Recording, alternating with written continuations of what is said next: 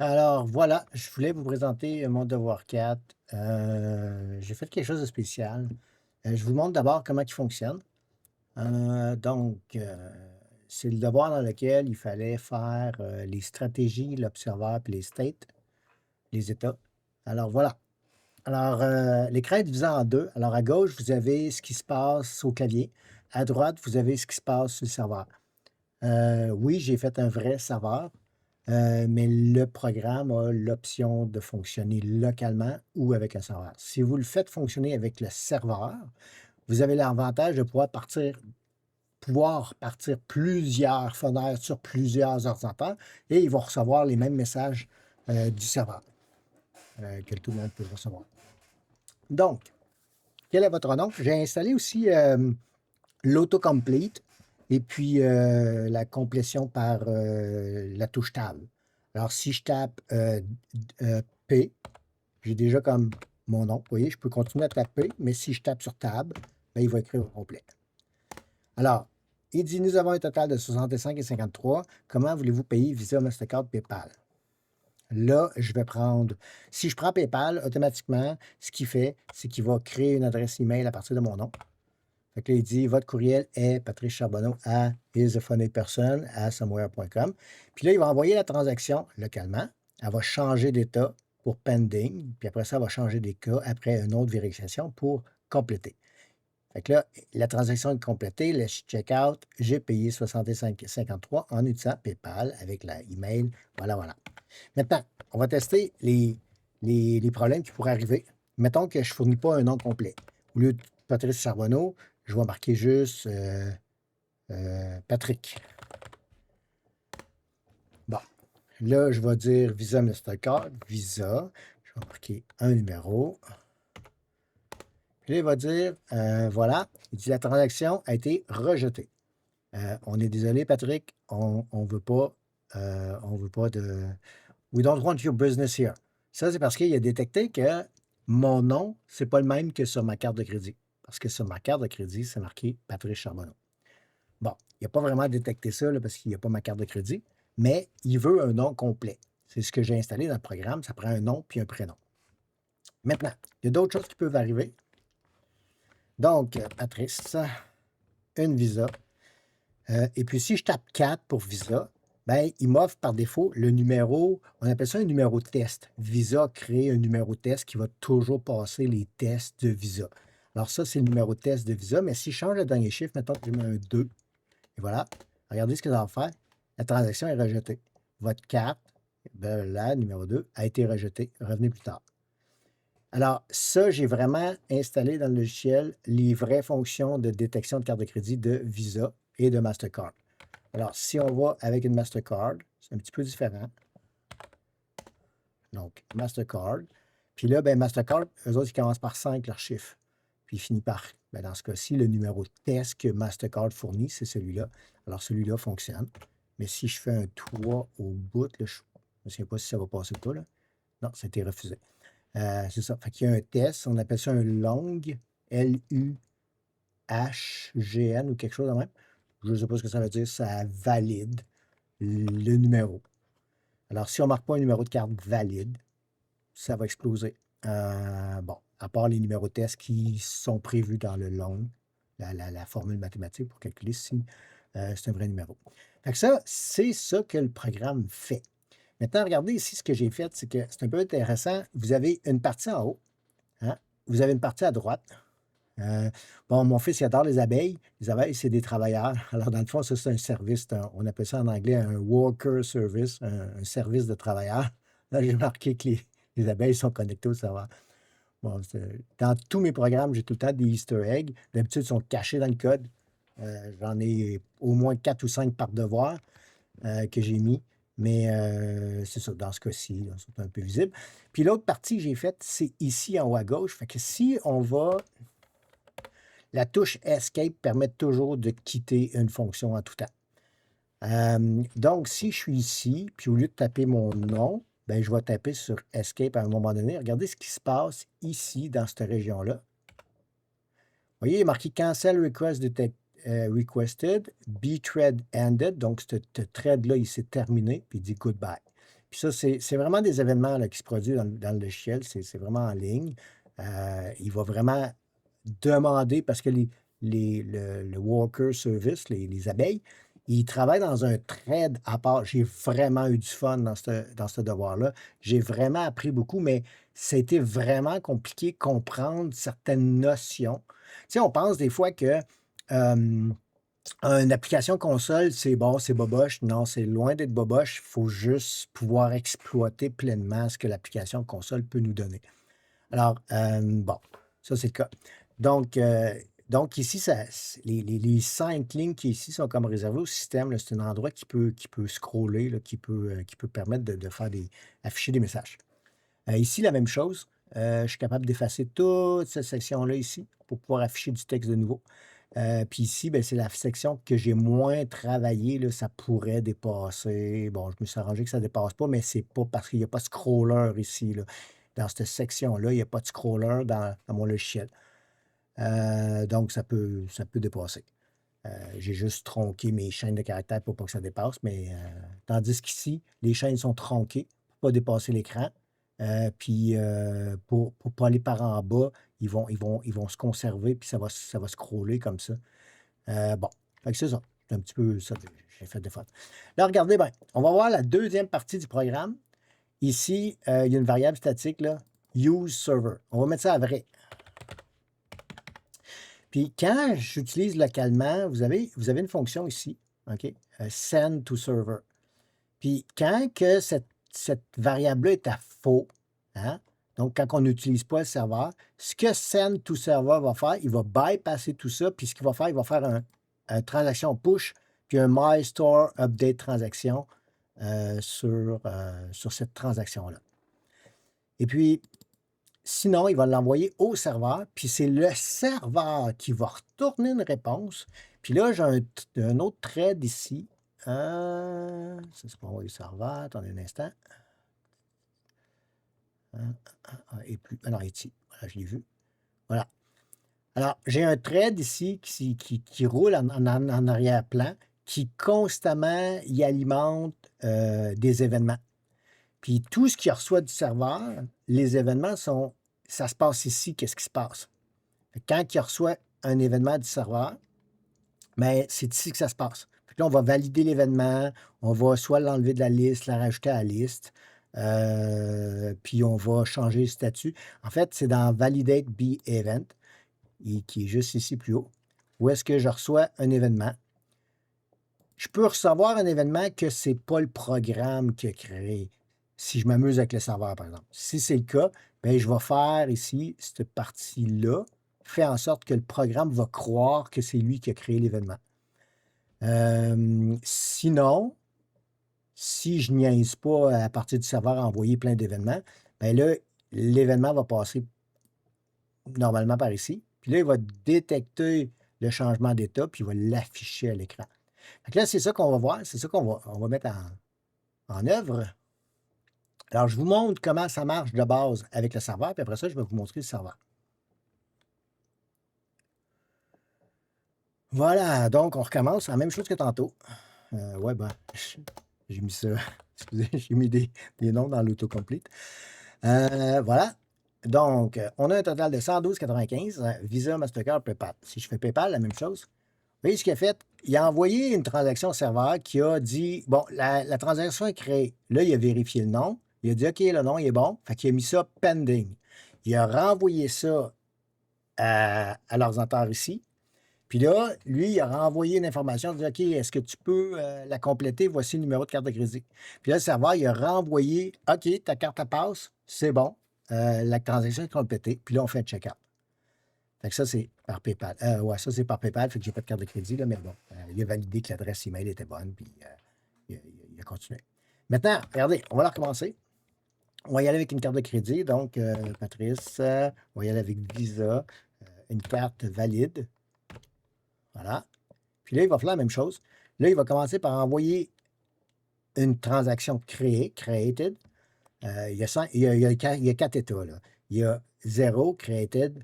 1, c'est pending, une fois que le nom a été validé. Ensuite, une fois qu'il est validé, il va avoir ça 3 ou 4. 3, c'est accepté. Si le numéro de carte de crédit est bon ou que l'adresse email de PayPal est bonne, ben, qui est bonne, on s'entend là. Ensuite, tu as 4, rejeté. S'il y a soit l'adresse email qui n'est pas bonne ou soit, ben, dans ce cas-ci, l'adresse email de PayPal est toujours bonne parce que ça va. Puis je la vérifie pas dans le côté serveur parce que c'est bon, c'est créé à l'interne. Mais le numéro de carte de crédit, il est valide. Donc, c'est ça. Fait que là, si je mets un numéro de crédit valide, il va envoyer ça, puis c'est qu'une fois que c'est pending, c'est là qu'il va faire OK, je l'accepte-tu, je le refuse-tu. Regardez. Là, il a fait un pending, puis il a fait un completed. Il l'a complété.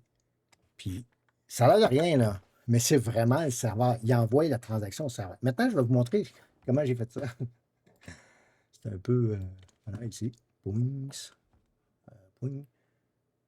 Avant ça, je vais aller me chercher une petite ligne de code dans mon code, ici. Vous voyez, sur le serveur, il y a 2 manières de créer une transaction, soit avec un post, soit avec un get. Pourquoi avec un post, soit avec un get? Ben, les deux font quelque chose de différent. Je vais vous montrer les deux. Pour commencer, il va vous montrer le post, juste pour vous donner ce que ça donne. Fait que cette page-là, ici, la liste des transactions, là, il devrait prendre l'horaire. Bon, il n'y en a pas. Fait que là, je vais sortir Insomnia. Insomnia, c'est comme Postman. C'est la même chose. Fait que je vais mettre ça, je peux-tu mettre ça comme ici? Comme ça. Ouais, on peut pas. C'est lourd, ça. Bon, fait que là, je fais une transaction. En passant à chaque ordinateur, chaque fois que le programme part, il crée une identité unique pour l'ordinateur qu'on appelle l'ID du magasin. Comme ça, si vous partez le programme sur plusieurs ordinateurs, ils vont tous avoir un ID de magasin différent. Donc, le Store ID ici, ça, c'est intéressant. Si vous regardez dans le code comment j'ai créé ça, c'est un petit peu particulier. Ça m'a pris beaucoup de recherches. Ça, là, le Store ID, ça m'a pris facile presque une journée de travail juste pour trouver comment faire. Ça a l'air bien idiot, mais c'est un ID unique. Techniquement, on peut aller en chercher jusqu'à 64 par seconde différents. Puis, il est storé sur 6 bits et donc, conséquemment, je pourrais sortir 64 ID uniques par seconde pendant à peu près 228 ans. Et puis là, il y a eu tout un processus de thinking en arrière de cette affaire-là parce que c'était possible de le coder sur 5 bits, puis je voulais avoir quelque chose de plus court possible. Le problème avec 5 bits, puis je l'explique dans mes notes, dans le code, c'est qu'avec 5 bits, ça faisait en sorte que j'épuisais mon storage à toutes les 228 ans. Sauf que, puis là, vous allez dire, ouais, mais c'est pas un problème, ça. Ouais, attendez une minute. Toutes les 228 ans à partir de l'an 1. Et puis le prochain 228 ans à partir de l'an 1, c'est en 2056. C'est très bientôt, ça. Et je ne voulais pas créer quelque chose que dans 30 ans d'ici, tout va planter parce que l'ID va resetter à 0. Puis là, on va avoir des ID qui sont plus petits que les anciens ID qui sont plus grands. Autrement dit, je ne voulais pas recréer le code de l'an 2000, le bug de l'an 2000, je ne voulais pas le recréer. Alors, pour éviter ça, au lieu de coder sur 5 bits, j'ai codé sur 6 bits. Bon. Des bytes, excusez. Fait qu'en tout cas, c'est juste une petite anecdote en passant parce que c'était vraiment le fun de faire cette bout-là. Donc, j'ai le nom du client complet, j'ai son paiement, son ID de paiement temporaire, son montant de transaction, à quel état qu'elle commence? Est-ce que je commence à l'état créé, pending, rejeté? Bon. Puis c'est quoi l'état final de la transaction? En fait, ce qui arrive, c'est que j'ai pas mis les validations sur le côté serveur parce que juste faire un serveur, je vous le dis tout de suite, là, bon, c'est ça. Fait que j'ai pas fait les validations côté serveur. Tout se passe côté client. Il fait la validation du nom, de la carte de crédit, toute la patente. Puis là, il décide, OK, la transaction va être rejetée. C'est sûr que ça va finir, ça va être rejeté. Fait que là, qu'est-ce qu'il fait? C'est qu'il dit, OK, je vais envoyer au serveur l'état présentement créé. Lui, il va faire un pending, il va me renvoyer un pending, je vais mettre ça à jour. Puis là, après ça, je vais lui renvoyer une transaction pending en lui disant: «OK, tu peux-tu l'approuver?» Puis là, il va la rejeter ou pas, basé sur ce que moi, j'ai déjà évalué. Alors, si lui a évalué qu'il va finir l'état avec, dans ce cas-là, 3, c'est un énorme en passant, c'est accepté. Bien là, il va finir avec accepté. Il va retourner une transaction qui est acceptée ou refusée, si j'ai mis 4. Donc, les listes de transactions sont ici. Si je fais un refresh, évidemment, il ne se passe rien. Regardez, je vais pousser cette transaction-là sur le serveur avec un post.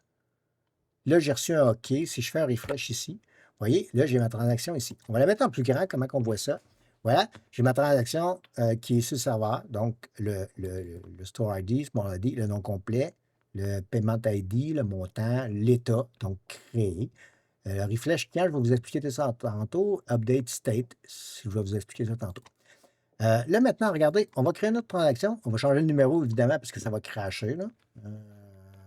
Ça va permettre pas. On va mettre 3, mettons, pour la transaction client.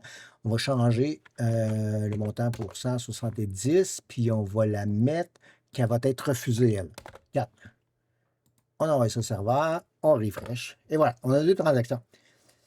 Regardez, celle-là, il me demande de la décliner, puis celle-là de l'approuver, parce qu'il détecte que la solution finale, elle va être différente. Là. Celle-là, elle va être c'est 3, c'est décliné, puis 4, c'est approuvé. J'ai dû confondre, ou j'ai un if qui est inversé dans mon code.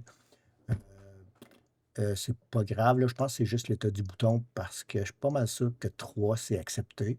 Fait que je vais checker mon état de bouton tantôt. Bon. Alors, regardez, là, on va partir le programme.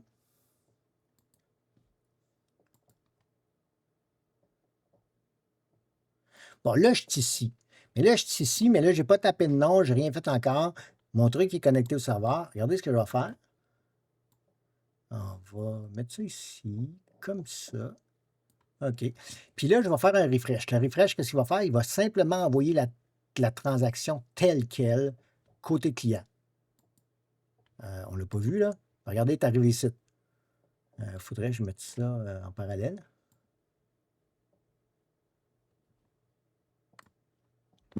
Ici, comme ça. Voilà. Donc, là, ça va peut-être. Il va peut-être pas aimer. Ouais, c'est ça, hein? Ah, c'est ça, je pensais. Il n'a pas aimé ça. OK, il faut que je le mette comme ça. Bon. OK. Ouais, j'ai trouvé comment faire en sorte que quand on fait un resize de l'écran, il rafraîchit, un peu comme un téléphone fait. Il rafraîchit l'écran, puis il va replacer les choses.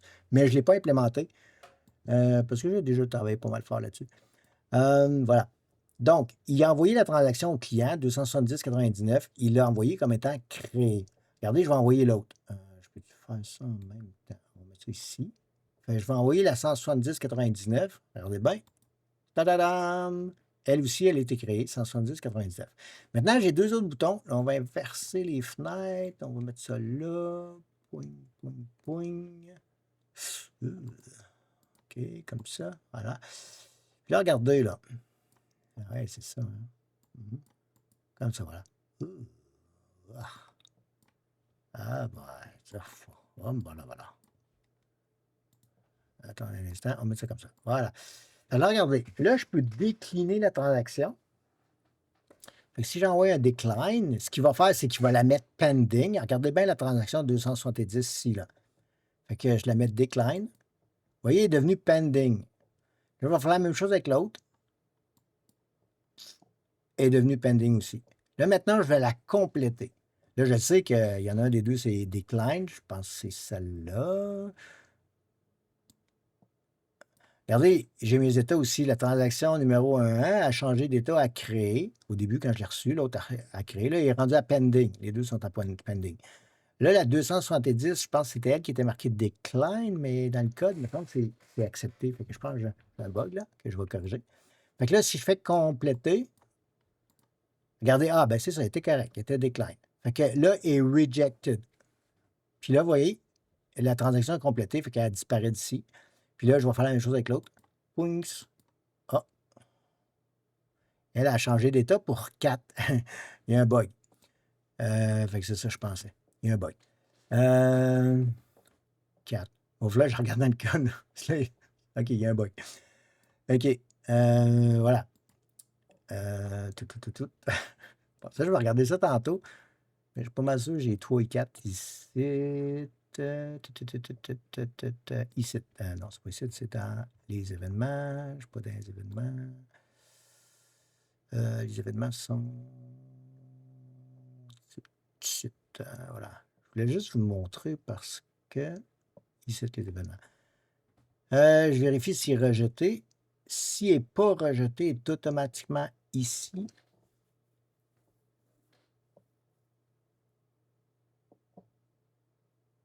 Ah ouais, c'est ça le problème. Toi, c'est pas rejected. Toi, c'est accepted. Je suis pas mal sûr. Je vais juste checker dans ma table, ici, en haut. Ah, j'ai fait une erreur. Created 0, pending 1, completed 2, puis rejected 3. Fait que rejected 3. Bon, je vais checker le bug tantôt. Il n'y a pas de 4. Je sais pas si c'est le serveur que j'apprends. Ah, j'ai oublié de changer mes numéros sur le serveur. Voilà, ça explique tout. Bon, ça, c'est un petit bug léger. Maintenant, qu'est-ce qu'on peut faire d'autre? Donc, vous avez vu que je peux envoyer des transactions à l'application avec des événements. Puis sinon, ah ouais, c'est ça qu'il faut faire. Sinon, dans le code, regardez, quand je crée la transaction,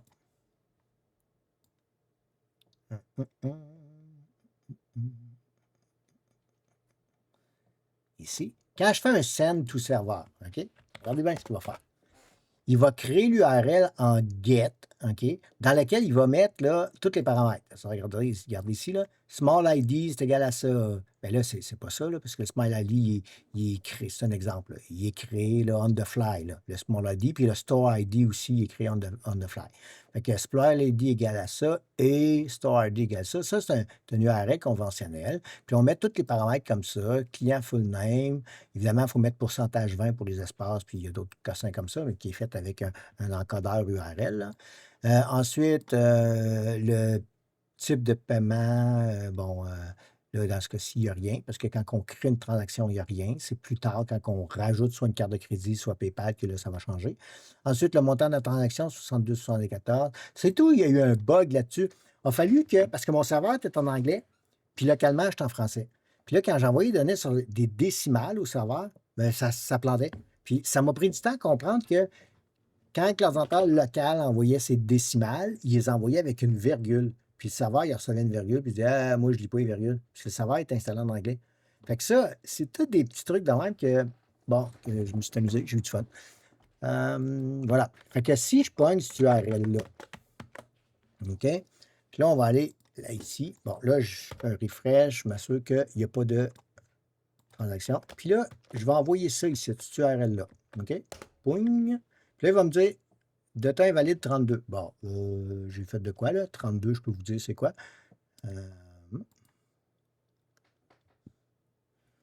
J'ai juste pas mis à jour quelque chose. Là. Attendez un instant. Je vais juste regarder c'est quoi 32 par exemple. C'est pas ici, c'est dans la table, ici. 32. 32, c'est que le type de paiement, il est nul. Il est nul ou il est vide. Puis ça, c'est parce que j'ai envoyé une transaction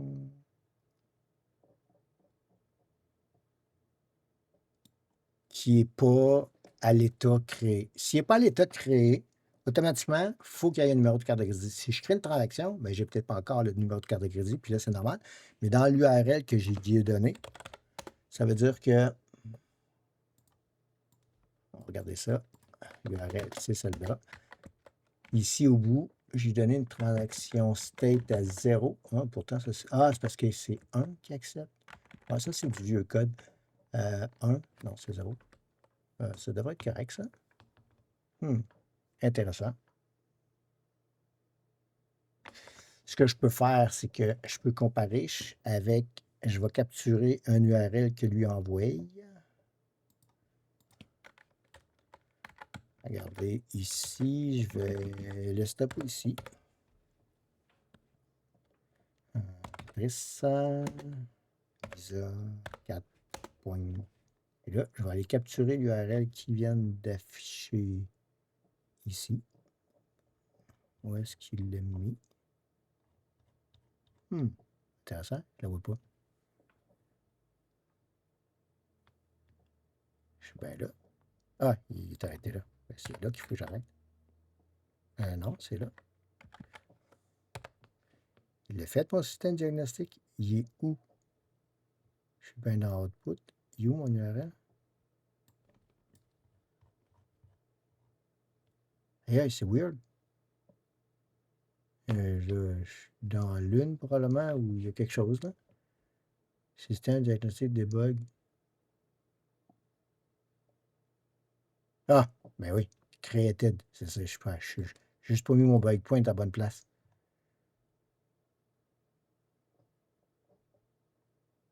J'ai juste oublié de mettre le break. J'ai enlevé mon. Tantôt, c'était pas ça que j'affichais, puis j'ai enlevé le modèle, puis j'ai changé le contenu du debug. Puis je me suis rendu compte. Voilà, je recommence. Que de plaisir. Carte de crédit. Voilà. Regardez, on va recopier ce code-là. Poing, poing, poing. Puis là, on va faire ça comme ça. On va remplacer ça dans mon get ici. Puis je vais aller voir qu'est-ce qui était différent, juste pour le fun. Qu'est-ce qui était différent?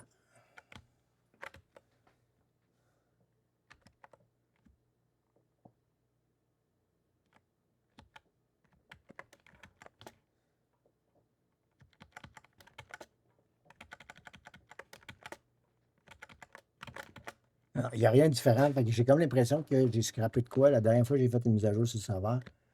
Fait que on va y envoyer ça comme ça, juste pour valider.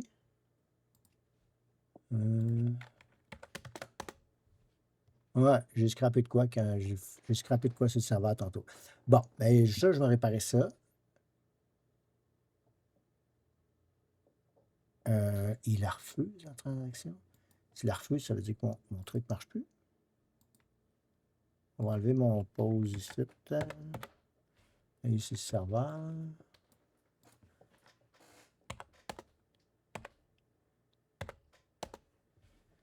Pending complete. Non, il passe comme ça. C'est qu'est-ce qui. Bon. En tout cas, je vais débugger ça. Mais sinon, c'est pas mal ça, là. Tout est inclus là-dedans. Là. En tout cas, j'espère que vous avez aimé ma présentation. Là. J'ai pas fait trop ça trop long, j'espère. Parce que faites ça comme 28 minutes de présentation. Bon, ben c'est ça. Je vais débugger là, les choses qui restent, mais je sais que c'est fonctionnel. Ah oui, puis aussi, j'ai mis un safety, puis c'est peut-être ça qui embarque, là. Que s'il y a un bug avec le serveur, il désactive le serveur, puis il continue comme à l'interne. Fait que c'est peut-être ça qui se passe. Puis je vais faire un affichage si ça arrive. Comme ça, on va savoir que c'est ça qui est arrivé. J'ai l'impression que c'est ça qui arrive en background, puis on voit que comme si tout fonctionnait, mais dans le fond, il y a quelque chose qui est planté sur le serveur, puis il fait juste comme continuer à l'interne, il désactive le serveur. Et je voulais que mon devoir marche, même si mon serveur plante, mettons. Fait que, OK, ben en tout cas, c'est ça. Je vais débugger, puis je vais regarder ça. Bonne fin de journée.